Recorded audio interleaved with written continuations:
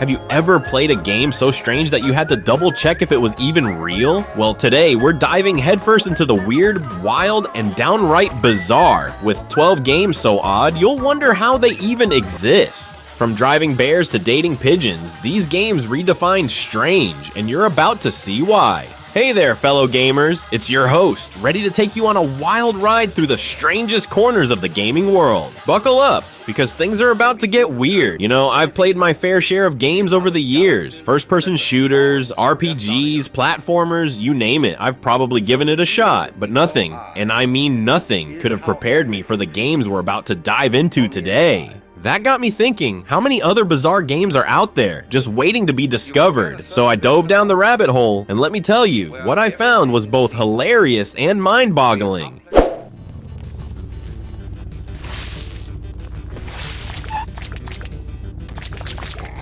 Kicking off the list at number 12, we have Enviro Bear 2000. You play as a bear driving a car, and yes, you heard that right. I know what you're thinking. How did we get here? Picture this, a furry creature behind the wheel, paws flailing like it just chugged a gallon of honey. The objective? Gather food for hibernation while navigating the chaos of traffic. It's not just any road trip, it's an epic quest for berries, fish, and all the snacks you can fit into your bear-sized trunk. I crash into trees like I'm auditioning for a bear version of Fast and Furious. The controls? Let's just say they feel like trying to operate a blender with one hand while juggling flaming torches with the other. One minute I'm cruising along, well, as much as a bear can cruise, and the next I'm flipping my car upside down because I mistook the brake for the gas. Talk about a wild ride. The charm lies in its absurdity. The game has this perfect blend of Cade and comedy that keeps me laughing. Who knew driving could be so ridiculously difficult when you're a bear? Speaking of chaotic, how about playing as a mosquito with a very peculiar mission?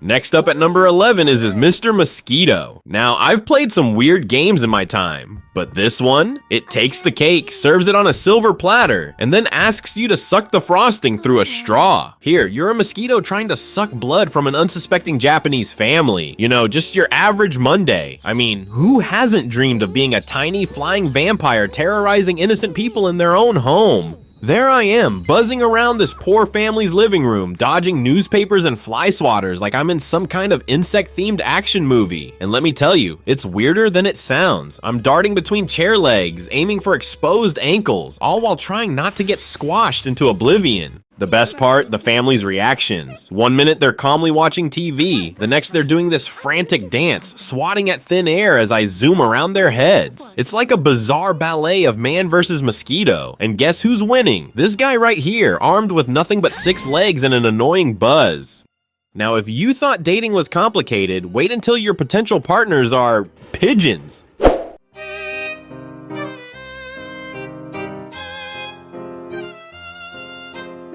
At number 10, it's Hatoful Boyfriend. Oh boy, where do I even begin with this one? This is a dating sim where, for some reason, you're the only human in a school full of pigeons. Yeah, you heard me right, pigeons. As if high school wasn't awkward enough, now imagine trying to navigate the social minefield when everyone else has a beak and feathers. That's right, you're trying to date pigeons. Feathers will fly and love will blossom, or something like that. I mean, who hasn't dreamed of wooing a rock dove or seducing a carrier pigeon? Am I right? And picture this. I'm sitting in class, surrounded by cooing classmates, trying to decide if I should compliment Oko-san's wingspan or Sakuya's impeccable preening. Do I offer them breadcrumbs? Is that considered flirting or just feeding time? And don't even get me started on the school dance. There I am dressed to the nines, while my date shows up in, well, feathers. The same feathers they wear every day. Talk about a fashion fox pass.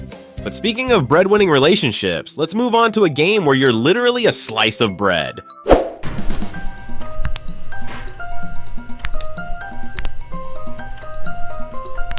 Coming in at number 9, we have I Am Bread. Now, I've played some weird games in my time, but this one really takes the cake, or should I say, the loaf. Here, you're a slice of bread on a mission to get toasted. Yep, that's the whole game. I never thought I'd say this, but I've become intimately familiar with the struggles of being a carb. Let me tell you, maneuvering a floppy piece of bread around a kitchen is no easy feat. With bizarre controls and awkward physics, it's a challenging but hilarious experience that'll leave you craving carbs. I've found myself stuck to walls, covered in ants, and even accidentally taking a dip in the toilet. Now talk about a soggy situation. There I am, flopping around like a fish out of water, desperately trying to reach the toaster. I've never been so determined to be burned in my life. One minute I'm inching across the counter, the next I'm catapulting myself across the room, hoping to land anywhere near a heat source. And don't even get me started on the obstacles. Who knew a kitchen could be such a dangerous place for a slice of bread? I've dodged knives, avoided sinks, and battled against the ever-present threat of the 5-second rule. It's like a bread-themed obstacle course designed by a mad baker. From toast to a character who can stretch beyond all reason, let's dive into the surreal world of Noby Noby Boy.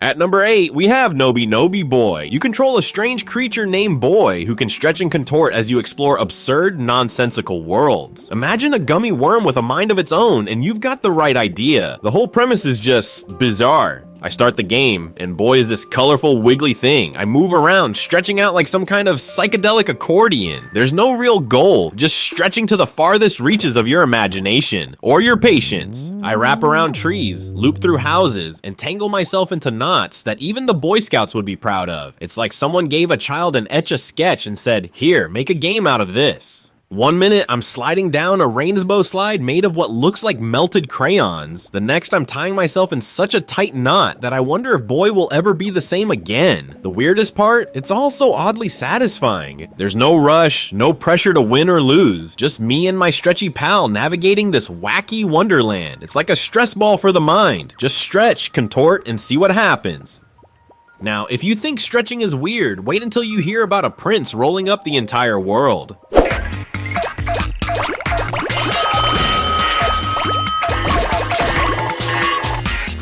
Number 7 is the quirky masterpiece, Katamari Damacy. Let me tell you, this game is like if Salvador Dali decided to make a video game after eating a whole wheel of cheese. You control this tiny prince, and I mean tiny. He's about the size of a thumbtack, tasked with rolling up everything, yes, everything, into a ball to create stars. It's like the universe's weirdest spring cleaning. I start off small, rolling up thumbtacks and erasers, but before I know it, I'm snatching up cars, buildings, and even entire islands. It's a hoarder's dream come true. From paperclips to entire skyscrapers, this game is pure bizarre joy. Who knew world building could be this literal? I'm cackling as I roll through cities, my Katamari growing to ridiculous proportions. One minute I'm struggling to pick up a pencil, the next I'm casually absorbing the Eiffel Tower. The best part? The sheer absurdity of it all. I'm rolling up people, animals, landmarks, all while this catchy, whimsical music plays in the background. It's like being in a fever dream directed by Wes Anderson. Speaking of strange, let's get psychological with a game that starts sweet and turns unsettling.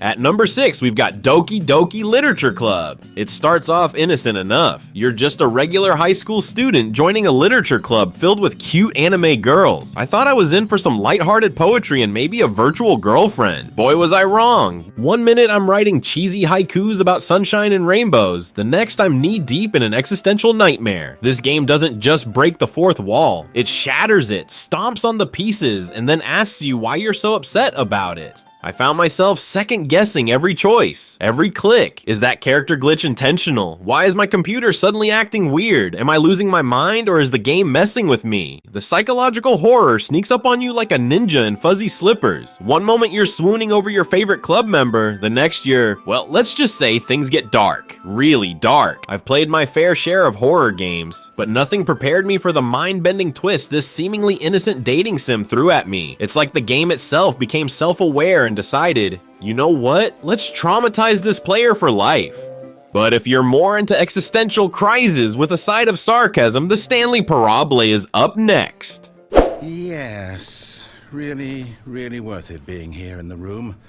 A room so utterly captivating, that even though... At number 5 is the narrative-driven oddity, the Stanley Parable. You're Stanley, and your job is to make choices, or not, while the narrator comments on everything you do, or don't do. It's like having a sassy GPS for your life, except this one's determined to drive you insane. I start the game, and immediately I'm questioning reality. The narrator tells me to go left, so naturally I go right. Take that, disembodied voice. But then he starts describing my rebellion, and I'm left wondering if I've made a choice at all. Every decision leads to unexpected consequences, and by the end, you won't trust a single word the narrator says. I found myself in broom closets, on space adventures, and even stuck in an infinite loop of walking down the same hallway. It's like being trapped in a Groundhog Day scenario, but with more existential dread and sarcasm. I've played through multiple endings, each more bizarre than the last. One minute I'm following orders like a good little office drone, the next I'm defying the very fabric of the game's reality. It's a constant battle of wits between me and the narrator, and I'm pretty sure we're both losing.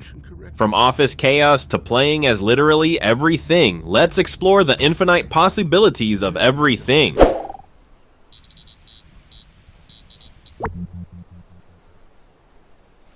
Coming in at number 4 is Everything, and let me tell you, they weren't kidding with that title. You can play as anything, from a tiny bug to an entire galaxy, hopping between objects with their own thoughts and feelings. It's like the ultimate game of cosmic dress-up, except every costume is sentient and has an existential crisis. I start off as a camel, because why not? I'm trotting along, minding my own camel business, when suddenly I decide, you know what? I've always wondered what it's like to be a blade of grass. Boom! Just like that, I'm swaying in the digital breeze. But why stop there? I transform into a rock, then a tree, then a planet. It's like I'm playing God, but with a severe identity crisis. One minute I'm contemplating life as a microorganism, the next I'm an entire solar system wondering if I left the stove on. If you've ever wanted to experience the world from the perspective of a rock or a bacterium, this is your game. I never thought I'd empathize with a pebble, but here we are. It's oddly therapeutic, in a what am I doing with my life kind of way. The best part, everything talks, and I mean everything. I've had deep philosophical conversations with mountains and gossiped with electrons. It's like being at the world's weirdest cocktail party, where everyone's invited, even the furniture. Next, let's enter the bizarre and philosophical world of Disco Elysium.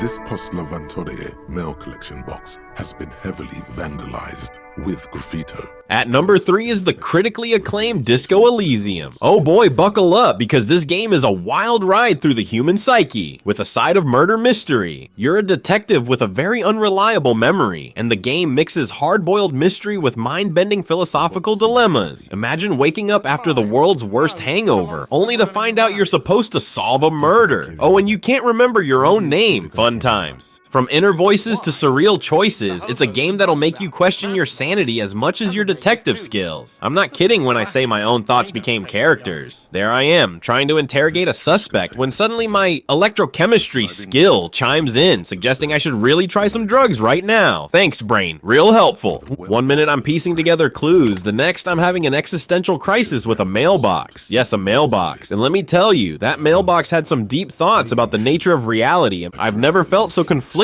about every decision. Should I be a communist? A fascist? How about a sorry cop? The game doesn't judge, but boy, does it make you think. I found myself debating politics with my own necktie, and losing. Speaking of questions, what if the universe reset every 22 minutes?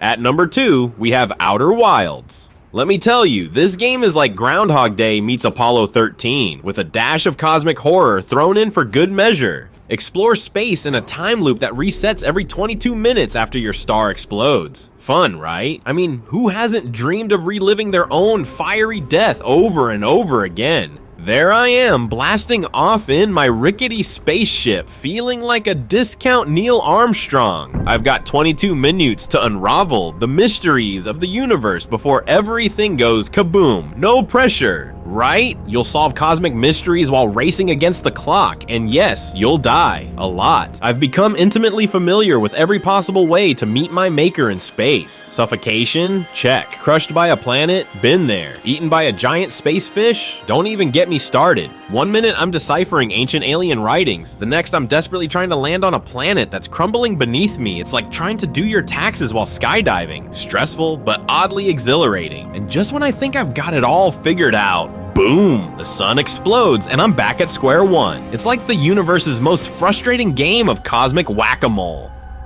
And finally, the king of strange games, a delivery man, a post-apocalyptic world, and a whole lot of walking.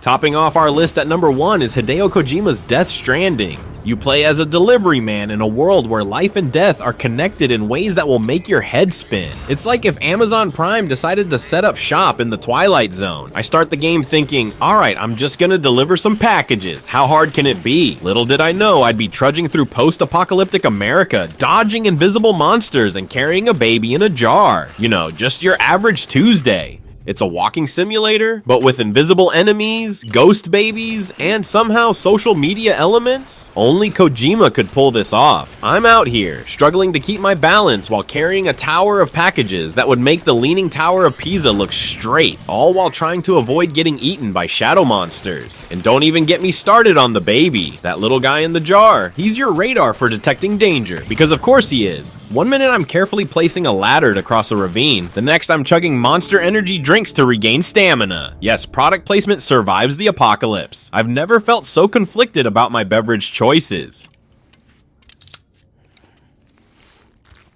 And that concludes our list of games so bizarre, they make reality seem tame by comparison. I've gotta say, after diving into these bizarre games, my brain feels like it's been put through a digital blender. From driving bears to cosmic time loops and pigeon dating, we've seen it all today. And you know what? I wouldn't have it any other way. These games push the boundaries of what we expect from gaming, reminding us that sometimes, the stranger it is, the better. They're like the weird kid in class who always has the most interesting stories. You might not understand everything they're saying, but you can't help but be fascinated. If you enjoyed this dive into the world of weird, hit that like button and let me know in the comments what strange games have left you scratching your head. Trust me, I'm dying to know what other digital oddities are out there waiting to blow my mind.